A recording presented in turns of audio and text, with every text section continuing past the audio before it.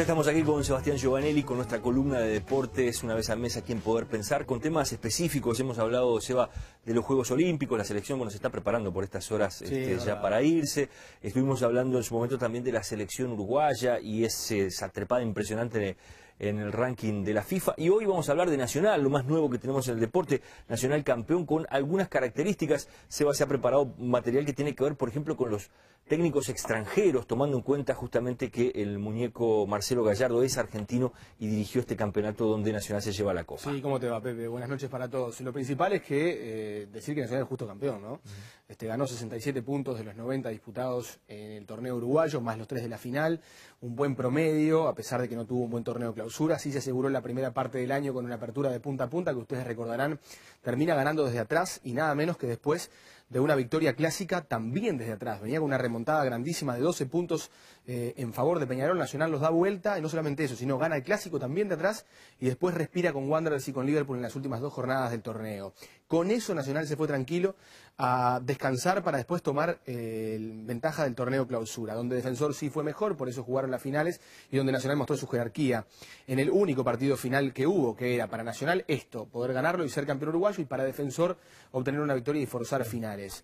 Un Nacional que en la Copa Libertadores no le va bien, donde había apostado creo que a un plantel muy fuerte, por lo menos en nombres, y sin embargo los jugadores que vienen no fueron muchos de ellos solución. Incluso aquellos que más ganan o ganaban en este plantel que tenía Nacional no jugaban, ¿no? Hablamos del caso de Bogosian, el argentino Placente, que intervino en algún partido, pero no en todos. A propósito de eso, yo me traje anotado, además de los 67 puntos que ganó en el torneo uruguayo, ganó 10 puntos clásicos de 12 Gallardo, no perdió ningún clásico.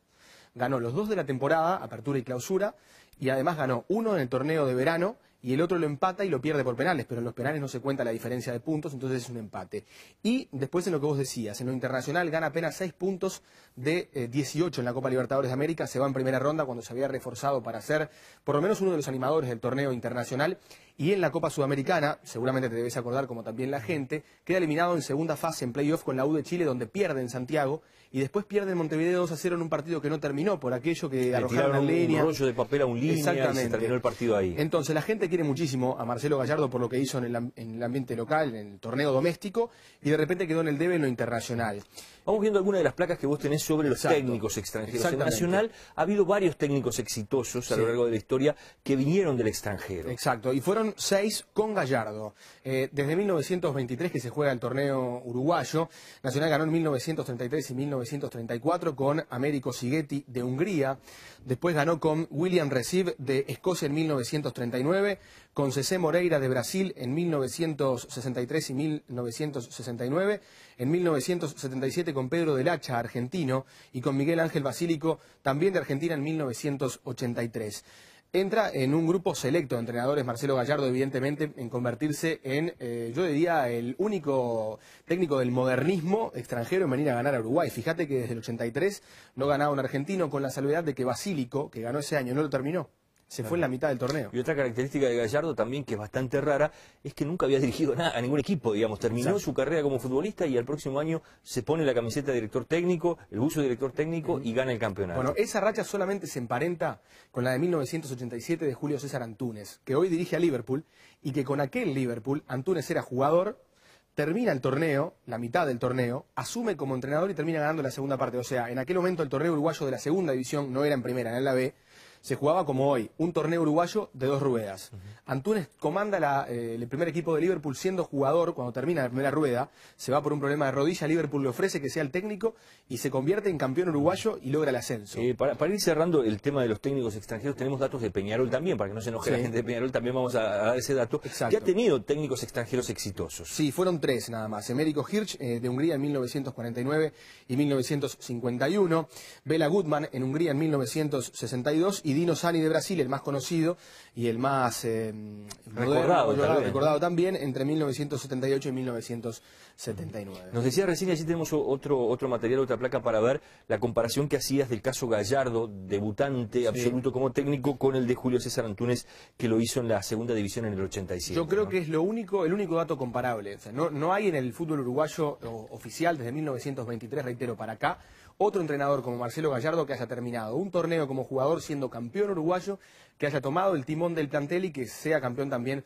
ganando el torneo como entrenador. Sí había pasado, reitero, lo de Antúnez en el 87, pero en la segunda división y con connotaciones diferentes. No es que ganó un campeonato como jugador y otro como técnico. Ganó el mismo, como jugador y técnico, pero la comparación que hago es que fue, o sea, deja de ser jugador, asume y sale campeón de Claro. Seba, hablemos de lo que se viene en el Nacional, ¿no? Porque sí, está el campeonato, la buena racha, todo el mundo contento con la directiva, como suele pasar cuando uno gana.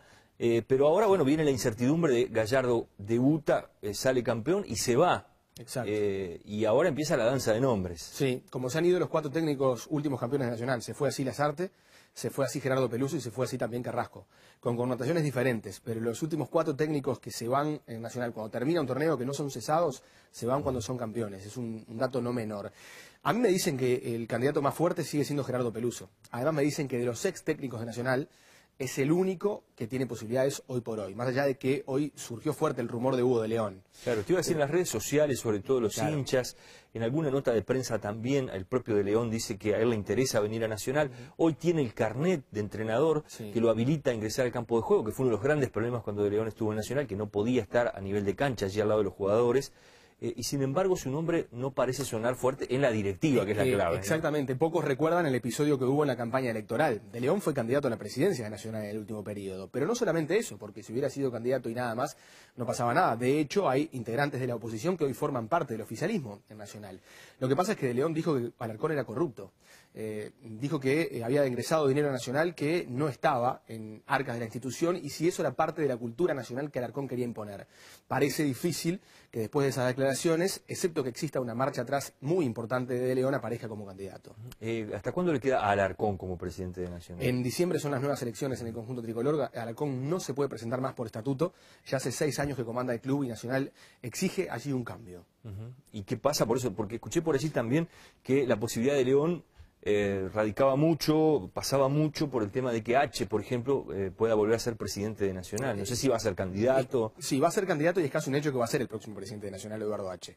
El tema es, ¿qué hace esta directiva? ¿Hace un contrato por 6 meses, o sea, hasta diciembre? ¿O hace uno por 1 año? Y ahí es donde se van descartando candidatos. Yo creo que de los mencionados, caso Gerardo Peluso, caso de Gustavo Díaz, que se mencionó y que de a poco comienza a caer porque Defensor hace el intento de mantenerlo en su primer equipo, no van a venir por 6 meses. Y ahí es donde toma fuerza el nombre de Gustavo Bueno. Si Gustavo Bueno acepta dirigir por 6 meses, tal vez pueda ser candidato. Explícanos un poco quién es Gustavo Bueno. Gustavo Bueno es el técnico de divisiones formativas del conjunto tricolor, ha ganado muchísimo, innumerables campeonatos, ostenta un récord junto con Luis González de haber sido campeón desde 7ª división hasta 3ª con Nacional. Solo le falta 1ª división. Evidentemente, por su peso en juveniles y por esta historia de que puede ser por 6 meses que llegue este técnico nacional, bueno, aparece ese nombre con fuerza. Además es el papá de Gonzalo Bueno que juega en el primer equipo tricolor. Ahí está, estamos viendo la placa con la información de los técnicos. Gerardo Peluso tiene el 1, decías vos. Yo creo que ¿Dónde sí. está Peluso ahora? Peluso está en Olimpia de Paraguay, es candidato a dirigir la selección paraguaya. Por eso, a pesar de que los dirigentes de Nacional consideran que es el número 1, da la sensación de que va a ser muy difícil que vuelva. Es muy difícil que vuelva. Ajá. El otro Gustavo Díaz, hoy técnico de Defensor Sporting. También complicado. Y Gustavo Bueno. Son las 3 chances más claras hoy de técnico. Más los nombres que aparecen del exterior, Gerardo Martino, hoy apareció con fuerza el de Américo Rubén Gallego, el conocido el Tolo Gallego en River Plate. Técnicos con peso, con fuerza internacional, hay que ver si Nacional está de acuerdo a hacer una erogación importante de dinero como para traerlos al Uruguay. Seba, gracias. Igual, Pepe, que estés muy bien. Vamos cerrando por aquí, Poder Pensar, nos reencontramos la semana que viene con más temas de actualidad. Los esperamos.